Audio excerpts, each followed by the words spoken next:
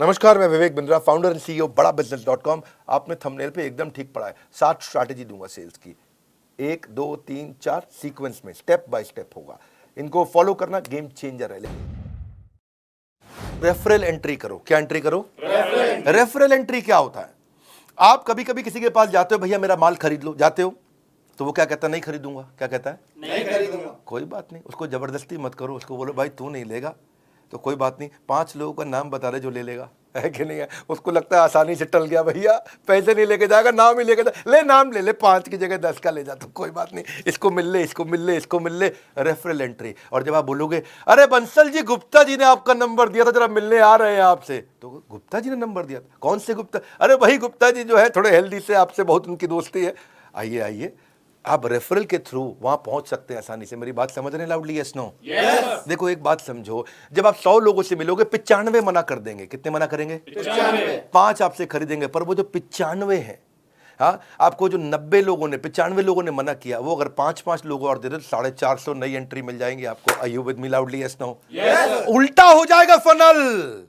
इतने से लोगों से मिले, रेफरल मिल के फनल का साइज बड़ा होता चला जाएगा। इसलिए रिवर्स कर दो प्रोस्पेक्टिंग फनल को। आप जब दोस्त का नाम लेके जाते हो, किसी का नाम लेके किसी के पास जाते हो, आपको दिक्कत नहीं आती है। प्रॉक्सिमिटी क्रिएट करता है, आपको ट्रस्ट मिलता है, कभी कभार रिटर्न रेफरल भी आपको मिल जाता है। और satisfied customer is the best source of advertisement. अगर वो खरीद लेता है और सेटिस्फाइड है और वो खुद ही फोन करके ले लो भैया, बहुत बढ़िया है, बात बन जाती है। समथिंग इन कॉमन ढूंढो। दूसरी स्ट्रैटेजी, आइस ब्रेकर क्रिएट करो। आइस ब्रेकर, हाँ, कुछ कॉमन ढूंढो उनके बीच में। आपके बीच में क्या चीज कॉमन है?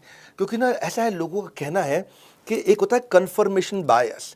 लोग उनके साथ में इंफॉर्मेशन को एक्सेप्ट करना चाहते हैं जो उनके बिलीफ के साथ में मैच कर जाते हो, तो वो ज्यादा आसानी से सुनना चाहते हैं। आप देखो, आपके बीच में कॉमन कोई इंटरेस्ट है, कोई कॉलेज है, कोई स्कूल है, कोई पॉलिटिकल पार्टी है, कोई धर्म है, कोई स्पोर्ट्स क्लब है, कोई ऑथर है, कोई बिजनेस है। क्या चीज है जो आपके बीच में कॉमन है? और जाके आप उसकी तारीफ करें, मैं भी तो विवेक बिंद्रा जी की वीडियो अरे बहुत कमाल के वीडियो, क्योंकि वो देखते हैं। तो आपने बोला कॉमन ग्राउंड निकला है, किसी का कुछ कॉमन निकल आता है, किसी का कोई स्पोर्ट्स क्लब, अरे मैं भी सेंट जेवियर्स का पढ़ा हूँ, आप भी जेवियर्स से हैं।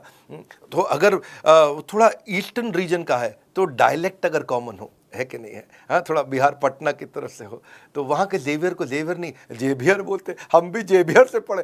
तो अगर आपका टोन कॉमन है तो कितना मिठास है, अरे आप अपना ही आदमी है, ये कुछ गलत नहीं करेगा मेरे साथ में। तो कुछ कॉमन ढूंढो उनके साथ में, है कि नहीं? Try to learn something that you have common. वहाँ से बात बन जाती है आपकी। कम्युनिटी कॉमन में बहुत कुछ कॉमन मिल जाता है। बनिया समाज, जैन समाज, धर्म, जाति, डॉक्टर, टीचर, बिजनेस, स्टूडेंट, सब कम्युनिटी है। प्रोफेशन पे होती है, हर चीज पे कम्युनिटी होती है। Don't just focus on what people are interested in, become what people are interested in. Become what people are interested in. Become, हाँ, वो जिसमें इंटरेस्टेड है वो बनने की कोशिश करो, वो आप में इंटरेस्ट अपने आप ले लेगा, है कि नहीं है? जैसे बड़ा बिजनेस को एंटरप्रेन्योर, सोलोप्रेन्योर, एंटरप्रेन्योर बहुत पसंद करते हैं, ये भी कम्युनिटी है। अच्छे अच्छों की बीत जाती है उम्र, यूं ही नहीं मिल जाते हैं कस्टमर, थोड़ी मेहनत तो करनी पड़ती है। अगली स्ट्रैटेजी,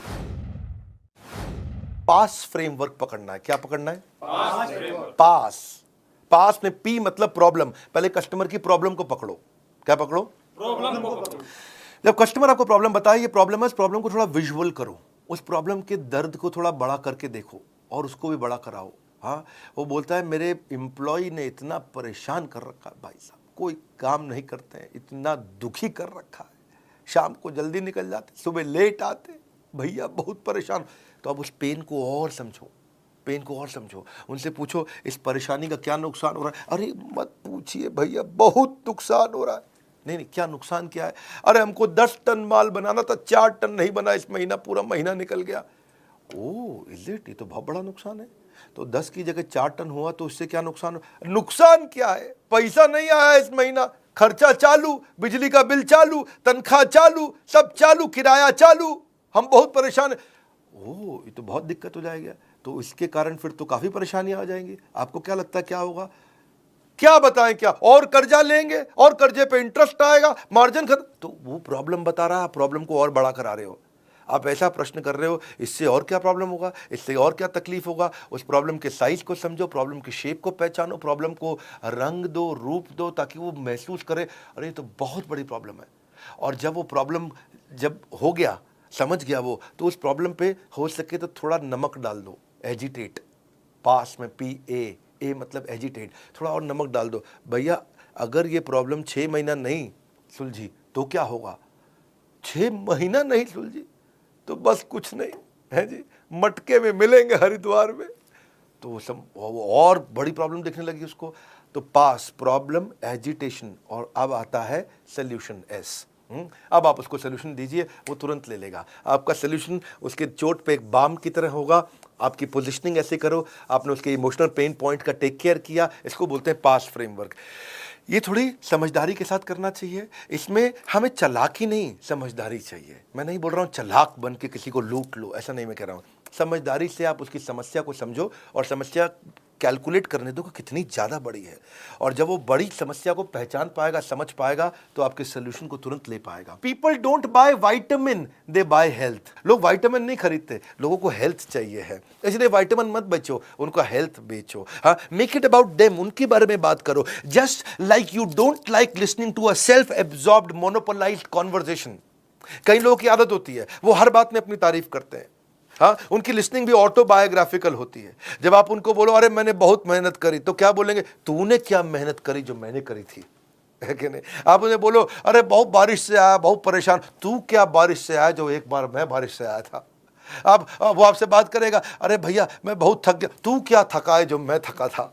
आप उसे कुछ भी बोलो, वो अपने बारे में सोच रहा होता है। अरे भाई सामने वाले की बात करनी है, अपनी बात नहीं करनी है आपको। सेल्स पर्सन सामने वाले को बोलने देता है तो उसके बाद वो समझता है। सो उससे फिर क्या होगा, आप what is the relevance to this particular prospect, इस प्रोस्पेक्ट के लिए रियल रेलेवेंस क्या है, इसको बोलते हैं रेलेवेंस का रेवोल्यूशन। वन मोर टाइम, क्या? रेलेवेंस का रेवोल्यूशन। हमारी क्रांति इतनी है, जो कस्टमर को चाहिए वो देंगे। कोर्सेज हम तैयार कर चुके हैं। It is not what you do with the product, it is what you do with the mind, सामने वाले के साथ में। हाँ, कबीरा खड़ा बाजार में यही बात बताए, कबीरा खड़ा बाजार में यही बात बताए, जो कस्टमर की नीड को समझे वो खूब सेल कर जाए, जो कस्टमर की नीड को समझे खूब सेल कर जाए। हाँ, तो आगे चलते हैं जी। I am on your side, क्या बोलो? भाई साहब मैं तो आपके साथ हूं।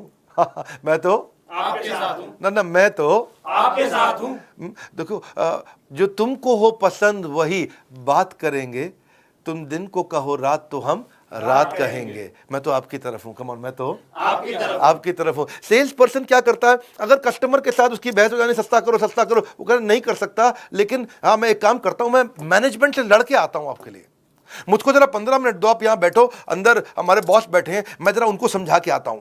और वो जाता है और 15 मिनट दूसरे कमरे में लगा के आता है, फिर आता है थका हुआ आता है, लेकिन मुस्कुराता है, कहता है आपकी डील बन गई, आपकी डील बन गए। उसको लगता है ये तो हमारा आदमी, कंपनी का नहीं है, ये हमारे हिसाब से चल रहा है। जिस दिन कस्टमर को ये फील हो जाए आई एम ऑन योर साइड, बात बन जाएगी भैया। अगला है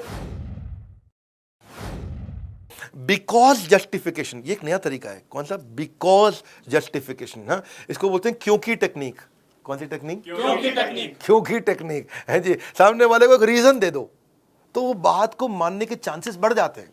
जब आप सामने वाले को बड़ा रीजन देते हो, क्योंकि लगा देते हो बीच में, क्या लगाते हो? क्योंकि टेक्निक बोलते हैं इसको, बिकॉज जस्टिफिकेशन, क्योंकि टेक्निक। तो चांसेस है कि बात मान जाएगा। जैसे आप एयरपोर्ट पे खड़े हो और आपको जल्दी से अंदर जाना, लंबी लाइन है, कोई जाने नहीं देगा आपको। आप उन्हें बोलो excuse me because I have only 50 minutes left, और 45 मिनट में बोर्डिंग बंद हो जाएगी, may I please cross the line, तो वो आपको आगे जाने देंगे। Yes no? क्योंकि आपने क्या बोला? Because I have only 50 minutes left. आपने क्योंकि लगा करके एक रीजन दे दिया, क्योंकि लगा के आप ऐसे जाके बोलो भाई साहब मैं आगे निकल जाऊं। क्यों आगे निकल जाऊं? नहीं जाने दो, जाने दो। नहीं मैं प्लीज प्लीज। तो क्या आदमी जब गुस्से में होता तो आपकी बात रिपीट करता। घर की माएँ भी ऐसे करती थी ना, मैं 2 रोटी से ज़्यादा नहीं खाऊंगा, 2 रोटी से ज़्यादा नहीं खाएगा ये।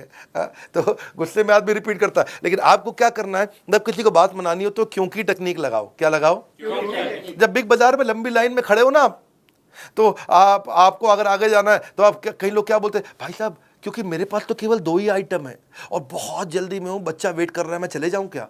तो क्योंकि लगा दिया उसने और रीजन दे दिया। चांसेस है लोग बात मान जाएंगे, है चांसेस है लोग बात मान जाएंगे।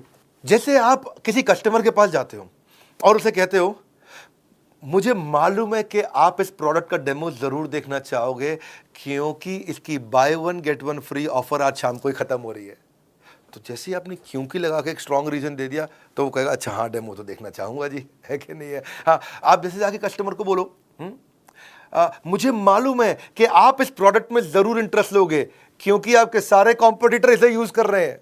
ओह, तो अपने क्योंकि अगर आप ऐसे जाके बोलो कि मुझे मालूम है आप प्रोडक्ट में इंटरेस्ट लोगे, क्यों लूंगा बे, प्रोडक्ट में इंटरेस्ट लोगे, नहीं लेगा वो। लेकिन आपने क्योंकि लगा के स्ट्रॉन्ग रीजन दे दिया, बाबा इसको बोलते हैं क्योंकि टेक्निक। कौन सी टेक्निक? क्योंकि technique. Never negotiate out of fear but never fear to negotiate, है कि नहीं। जब जरूरत पड़े तो करना भी चाहिए। एक और टेक्निक आपको बताते हैं, इसको बोलते हैं BYAF टेक्निक। कौन सी टेक्निक? BYAF technique. ये बड़ी अच्छी है। BYAF कभी सुना है कहीं पे?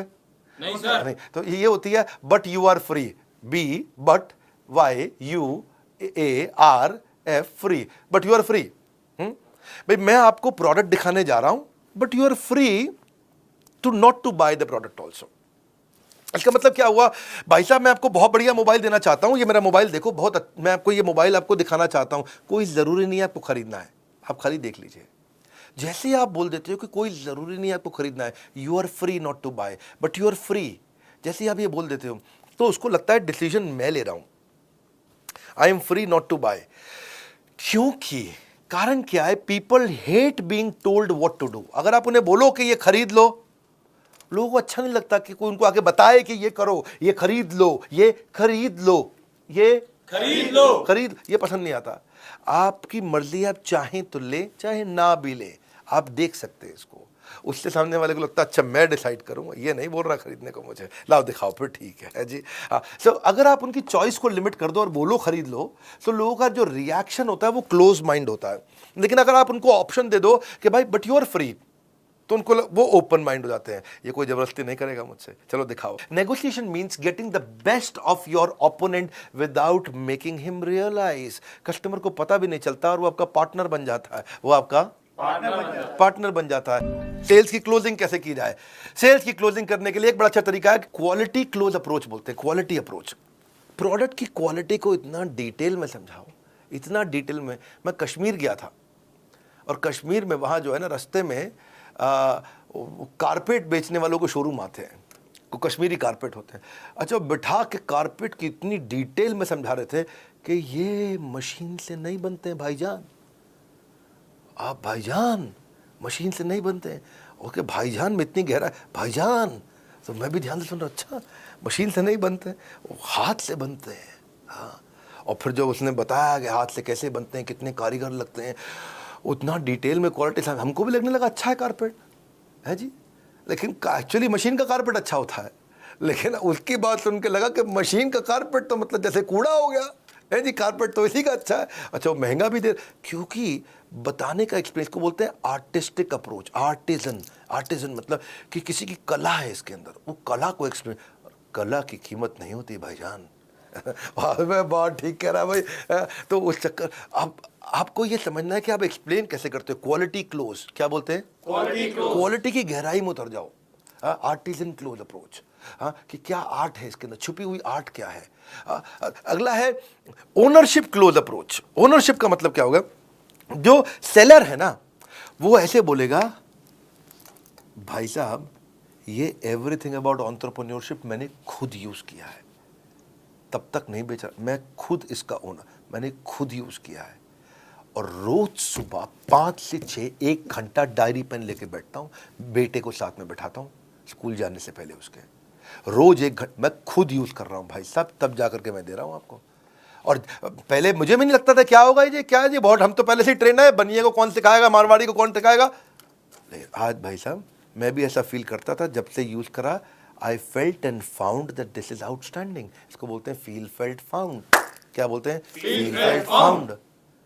तो ये बड़ा इंपॉर्टेंट चीज़ है कि आपने बोला कि मैं खुद यूज़ कर रहा हूँ, और इससे आप सजेशन क्लोज अप्रोच में आपकी सारी प्रॉब्लम सुनने के बाद मैं ये सजेशन देना चाहता हूँ, इसमें अथॉरिटी आती, आपकी सारी प्रॉब्लम सुनने के बाद मैं ये सजेशन देना चाहता हूँ, ये सजेशन देना चाहता हूँ, आपकी सारी प्रॉब्लम सुनने के बाद मैं ये सजेशन देना चाहता हूँ। सजेशन सामने वाला अरे सारी बात समझ के सजेशन दे रहा है, ठीक ही बोल रहा होगा जी, क्योंकि आपने वहाँ पर ओनरशिप और सजेशन का अप्रोच लिया। It works very very well.